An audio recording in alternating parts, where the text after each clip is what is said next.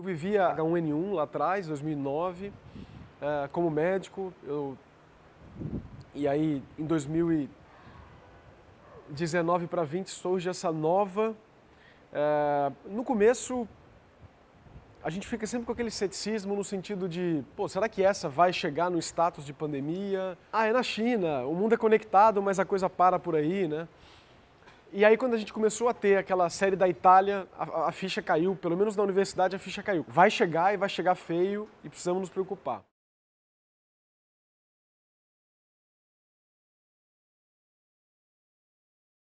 Quando estava restrito à China, até pela dificuldade que a gente tem da clareza e da transparência do governo chinês em dar dados, a gente não sabia muito bem o que esperar. Mas quando chegou na Itália, a gente viu... A Itália, talvez da Europa, seja um dos países mais organizados. Então a gente já... E exatamente por isso que era um bom retrato do Brasil, porque ele nos dizia que se a gente não se preocupasse, cuidasse, a coisa ia ficar feia como lá. Foi questões de semanas da Itália para a gente começar a ter o primeiro caso do Einstein, de paciente... E a pandemia, eu acho que escancarou várias perspectivas de desigualdade. Então, ele chega primeiro nas pessoas mais ricas que viajam e depois ela se dissemina. Então, uma primeira onda de hospitais particulares e depois uma onda real de número do SUS, né? E foi aí que a coisa desorganizou completo, porque por mais que eu trabalho em São Paulo, então por mais que o governo tenha tentado, estadual, municipal, federal, tenha se organizado para dar conta, porque o vírus matou muito mais do que só os pacientes com Covid, porque o que ele atrapalhou no cuidado dos outros pacientes, com infarto, com AVC, com câncer, foi 10 vezes maior do que só ele. Então eu vivi, como médico, essa organização por um lado e uma desorganização muito grande do vírus. Como pai, a minha única sorte, entre aspas, é que a minha filha, quando a pandemia começou, tinha 2 meses e o vírus sempre se mostrou muito benigno para crianças. Então, eu tive uma tranquilidade no meu microcosmos, mas como pai, assim como você está se preocupando em gravar isso, pensando no futuro das suas filhas, o que me chamou a atenção, o que me chama a atenção foram as outras epidemias em paralelo ou que multiplicaram essa pandemia do vírus de forma objetiva. A pandemia das doenças maltratadas, que levavam a mais mortes a curto e médio prazo, a pandemia do tribalismo político, a pandemia da desorganização econômica e a pandemia de uma exacerbação de desigualdade. Então, como médico, a questão da desigualdade da educação é algo que sempre pega, porque saúde tem tudo a ver com desigualdade social e tudo a ver com educação. E a gente tem visto uma piora no Brasil como um todo, a curto, e infelizmente esperando isso a médio prazo também. Por ser da área médica, um entendimento um pouco melhor do que estava acontecendo, e aí de forma mais direta do microcosmo de casa, menos preocupado diretamente com o núcleo, mas preocupado com o pai, com mãe, com outras coisas.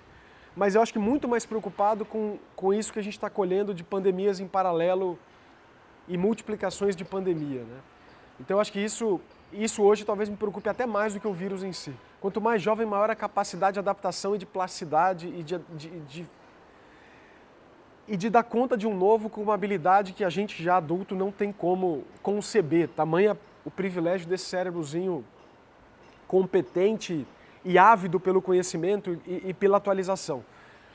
Fazendo um paralelo, é o oposto do tribalismo, é o oposto da rigidez que esse tipo de mentalidade política tem trazido ao Brasil. Isso é um prejuízo, é menos contato com família, é menos contato com amigos. Existe uma perda de leitura da face como um todo para a expressão não verbal. A gente não se comunica com a voz, ou a grande maioria da comunicação não é verbal.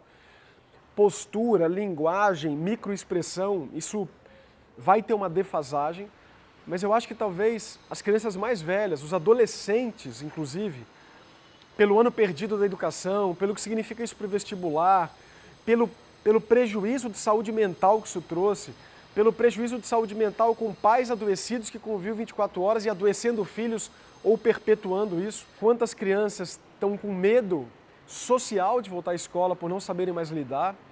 Quantas crianças e adolescentes se refugiaram nas mídias sociais e nos jogos para dar conta, ou foi até a saída que os pais tiveram para dar conta do home office mais criação de filhos?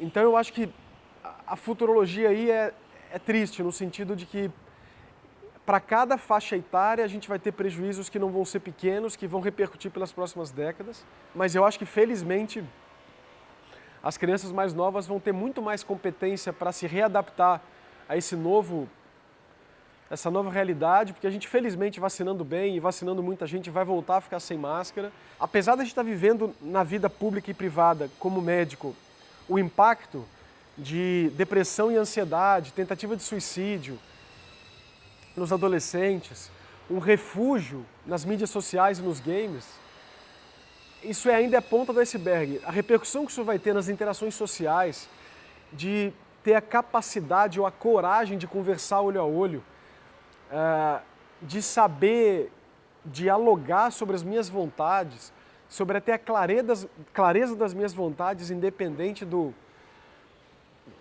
de ter aplauso externo ou não, porque com a mídia social hoje tudo é mediante o aplauso, então é muito mais uma motivação externa do aplauso do que uma motivação interna do que sou eu e do que quero eu. E se antes já acontecia, com a privação social ficou mais forte, então o mundo real para essa molecada é o virtual, e isso aqui que a gente está fazendo em parte é o virtual, então essa inversão do que é mais palpável, que é o virtual, e do que é menos palpável, que é o olho no olho, essa inabilidade, essa dificuldade, isso vai trazer prejuízo, já está trazendo. Então, é um pouco sombrio o prognóstico nesse sentido, especialmente se a gente continuar minimizando isso e não construir projetos, programas de prevenção, de compensação, de organização para minimizar essas consequências a médio e longo prazo.